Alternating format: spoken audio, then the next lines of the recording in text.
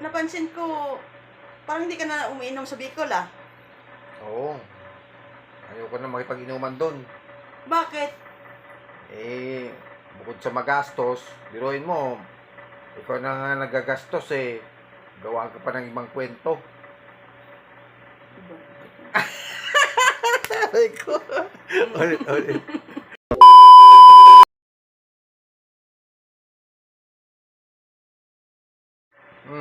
Napansin ko parang hindi ka na umiinom sa Bicol, ah.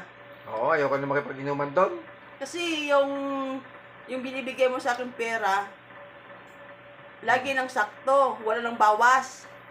Siyempre, bukod sa wala ka ng gastos doon, ayoko na makipag-inuman doon, pangit ang alak doon. Bakit?